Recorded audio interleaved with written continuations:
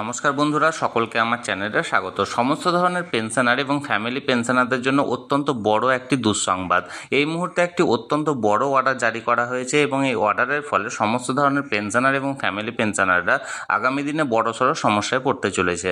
কী সেই অর্ডারে কী বলা হয়েছে এবং কতটা সমস্যায় পড়তে চলেছে পেনশনার এবং ফ্যামিলি পেনশনাররা, সেই ব্যাপারে আজকের ভিডিওতে বিস্তারিতভাবে আলোচনা করব। ভিডিওটি সকল পেনশনার এবং ফ্যামিলি পেনশনারদের জন্য অত্যন্ত গুরুত্বপূর্ণ, তাই প্রথম থেকে শেষ পর্যন্ত অবশ্যই ধৈর্য সহকারে দেখবেন এবং ভালো লেগে থাকলে অবশ্যই একটি লাইক করবেন এবং সকলের সঙ্গে শেয়ার করবেন। আর সেই সাথে এই চ্যানেলে যদি প্রথমবার হয়ে থাকেন এই রকমের ইনফরমেটিভ ভিডিও আরও দেখার জন্য যারা এখনও পর্যন্ত চ্যানেলটিকে সাবস্ক্রাইব করেননি তারা অবশ্যই চ্যানেলটিকে সাবস্ক্রাইব করে নিতে ভুলবেন না। তাহলে চলুন আমরা বিস্তারিত দেখে নিই। অর্ডারটি জারি করা হয়েছে government of West Bengal finance department pension batch writers building block number 4 second floor থেকে। এখানে দেখুন মেমোরান্ডামে কি বলা হয়েছে। একটা দেখুন, standard operating procedure of family pension, the simplification of procedure to expedite disposal of family pension cases has been under active consideration of the government. The governor is now pleased to lay down the following standard operating procedure to be followed by various authority for settlement of family pension claim in respect of deceased government employees. অর্থাৎ এক কথায় বলতে গেলে যে সমস্ত কর্মচারীরা, সরকারি কর্মচারীরা মারা যাচ্ছেন, তাদের পোষ্যের যে ফ্যামিলি পেনশনের আবেদনের যে প্রসিডিওর, সে প্রসিডিওরে বেশ কিছু পরিবর্তন আনা হয়েছে এবং এই প্রসিডিওরগুলি সংশ্লিষ্ট অথরিটি বা সংশ্লিষ্ট অফিসগুলি এবার থেকে মেনে চলবেন। কী সে প্রসিডিওরগুলি এক এক করে বলা হয়েছে দেখুন। Number A, procedure to be follow by the claimant, যিনি আবেদন করছেন পোষ্যের মানে ফ্যামিলি পেনশনের জন্য, তাকে এখানে কি কি প্রসিডিওর মেনটেন করতে হবে। The claimant shall apply to the office where the deceased government employee was last serving. The claimant shall submit and as enclosure of the following document, যেখানে লাস্ট চাকরি করতেন সেই কর্মচারী, সেই অফিসে গিয়ে তাকে আবেদন করতে হবে এবং তার সঙ্গে সঙ্গে নিম্নলিখিত ডকুমেন্টসগুলি প্রোভাইড করতে হবে।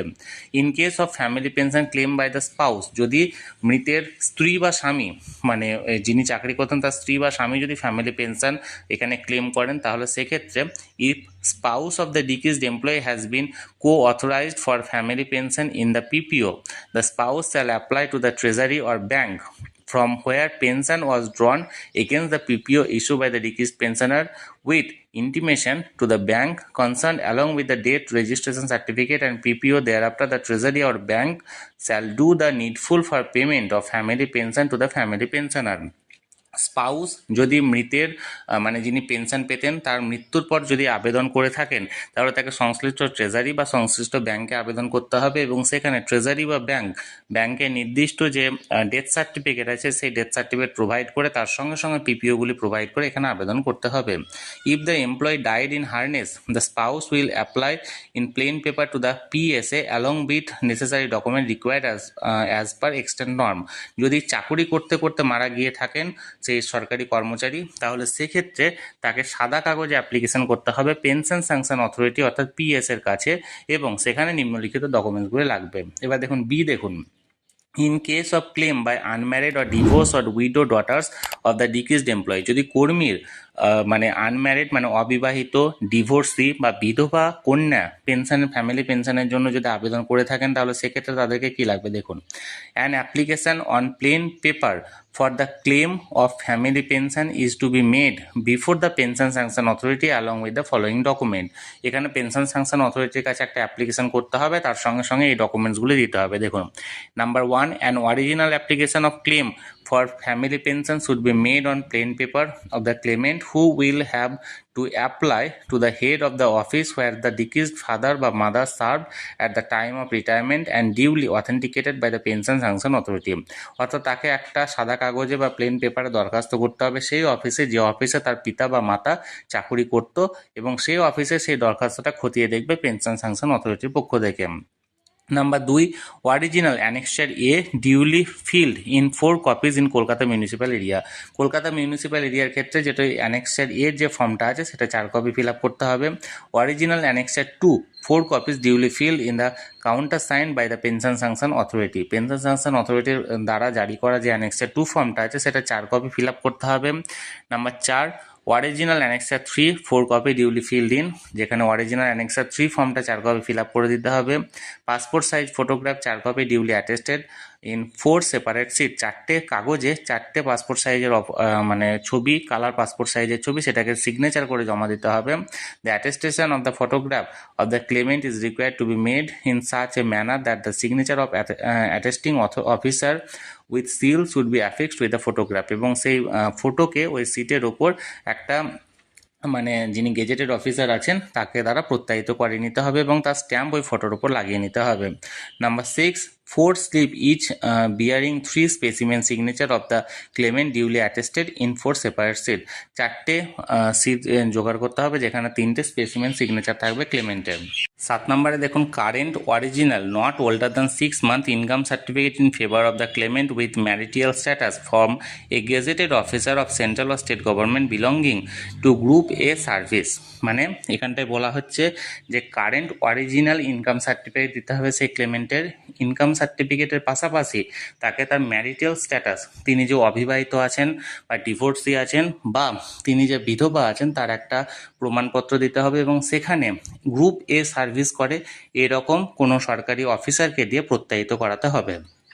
নাম্বার 8 দেখুন, a certificate by the PSA or head of office to the effect that there is no other recipient of family pension of the deceased government employees, that is minor son, daughters, physically handicapped son or daughters of the family, to claim family pension other than the claimant।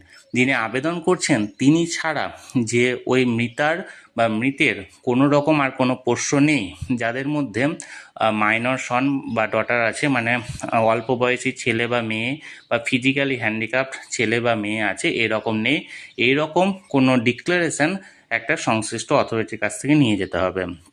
Number 9 দেখুন, list of family members of the deceased government employee indicating their date of birth, sex, occupation, income and marital status duly authenticated by any group A officer other than PSA. PSA ছাড়া অর্থাৎ pension sanction authority ছাড়া অন্য কোনো গ্রুপে কর্মী দ্বারা সেই list of family members, মানে যিনি মারা যাচ্ছেন তার যে ফ্যামিলি মেম্বার যারা যারা আছেন তাদের বার্থ, তার মানে সেক্স, অকুপেশন, ইনকাম সমস্ত কিছু প্রত্যায়িত করিয়ে লিখিয়ে নিয়ে যেতে হবে। Number 10, original service book of the concern government employee, সেই কনসার্ন গভর্নমেন্ট এমপ্লয়িজের অরিজিনাল সার্ভিস বুকটা নিয়ে যেতে হবে।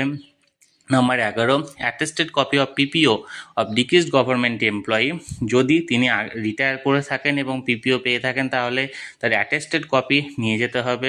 Attested copy of death certificate of the deceased government employees duly certified by the registrar birth and death, এখানে যে death certificate পাওয়া যাবে সেটাকে একটা অ্যাটেস্টেড কপি নিয়ে যেতে হবে।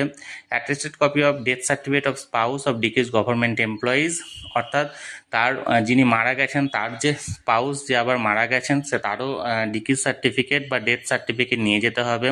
অর্থাৎ প্রথমত হচ্ছে যদি স্বামী চাকরি করতেন তাহলে সেক্ষেত্রে প্রথমবার পাওয়ার জন্য যোগ্য হচ্ছেন তার ওয়াইফ, সেকেন্ড টাইম যে ওয়াইফও নেই এক্ষেত্রে ওয়াইফেরও ডেথ সার্টিফিকেটটা জমা দিতে হবে। দেখুন 15 হচ্ছে অ্যাটেস্টেড, 14 হচ্ছে attested copy of age proof certificate of the claimant, তার এজ প্রুফ, তার বয়স কত তার একটা প্রমাণপত্র দিতে হবে। Attested copy of address proof of the document of claimant, ক্লেমেন্টের যে অ্যাড্রেস প্রুফ আছে তার একটা মানে যেখানে বাস করেন তার একটা অ্যাড্রেস প্রুফ দিতে হবে। Number 16, attested copy of death certificate of the ডিক্রিজ husband of the claimant duly certified by the registrar, অর্থাৎ যিনি আবেদন করছেন তিনি যদি বিধবা হয়ে থাকেন তাহলে তার ক্ষেত্রে তার স্বামীরও একটা ডেথ সার্টিফিকেট কিন্তু এখানে জমা দিতে হবে। 17 হচ্ছে attested copy of divorce certificate issue by the court of law, যদি কেউ ডিভোর্স নিয়ে থাকেন তাহলে সেক্ষেত্রে ডিভোর্স সার্টিফিকেটও কিন্তু এখানে জমা দিতে হবে। নেম অফ দ্য 18 হচ্ছে name of the deceased husband of the claimant duly certified by the PSA, অর্থাৎ পেনশন স্যাংশন অথরিটির কাছ থেকে সেই যিনি মারা গেছেন তার হাজব্যান্ডের নেম সহ ক্লেমেন্টের সার্টিফাইড করা নিতে হবে। এবার দেখুন 19 হচ্ছে an original affidavit made by the claimant before limited first class magistrate, এখানে একটা ফ্যামিলি পেনশন আবেদন করার জন্য একটা ফার্স্ট ক্লাস ম্যাজিস্ট্রেটের কাছ থেকে একটা এফিডেভিট করে নিয়ে যেতে হবে। এছাড়াও দেখুন এবার বি হচ্ছে procedure to be follow by the PSA, এবার পিএসএ কোন কোন প্রসিডিওর মেনটেন করবে সেটা পিএস এর তরফ থেকে আছে, সেটা আমি আজ এখানে বলছি না। অর্থাৎ এক কথায় বলতে গেলে একজন সরকারি কর্মচারী তিনি যদি চাকুরি করতে করতে মারা গিয়ে থাকেন বা তিনি যদি চাকুরি পাওয়ার পর পেনশন পেতে পেতে মারা গিয়ে থাকেন, তাহলে সেক্ষেত্রে এ সেকশনটা হচ্ছে তার স্পাউস অর্থাৎ তার স্ত্রী বা তার স্বামী কোন কোন প্রসিডিওর মেনটেন করে কোন কোন ডকুমেন্টস জমা দিয়ে পেনশন পেতে পারে তার একটা প্রসিডিওর বলা হয়েছে, নতুন প্রসিডিওর। এবং দ্বিতীয় বি সেকশানে হচ্ছে তার আনম্যারিড বা ডিভোর্স বা উইডো ডটার্স কিভাবে তার সেই মৃত পিতা বা মৃত মাতার পেনশন পেতে পারে, সেক্ষেত্রে এখানে পুরো ডিটেলস বলা হয়েছে। তাহলে বন্ধুরা, পেনশন এবং ফ্যামিলি পেনশন সংক্রান্ত যে অর্ডারটি জারি করা হয়েছিল সেটি আমি আপনাদেরকে বোঝানোর চেষ্টা করলাম। এই নিয়ে যদি আপনাদের কোনো মতামত বা কোনো প্রশ্ন থাকে অবশ্যই কমেন্ট করে জানান, আমি চেষ্টা করব আপনাদের সকলের প্রশ্নের যথাযথ উত্তর দিতে। আর এই ভিডিওটি ভালো লেগে থাকলে অবশ্যই একটি লাইক করুন এবং সকলের সঙ্গে শেয়ার করুন। আর সেই সাথে এই চ্যানেলে যদি প্রথমবার হয়ে থাকেন এই রকমের ইনফরমেটিভ ভিডিও আরও দেখার জন্য যারা এখনও পর্যন্ত চ্যানেলটিকে সাবস্ক্রাইব করেননি তারা অবশ্যই চ্যানেলটিকে সাবস্ক্রাইব করে রাখুন। ধন্যবাদ, দেখা হচ্ছে পরের ভিডিওতে।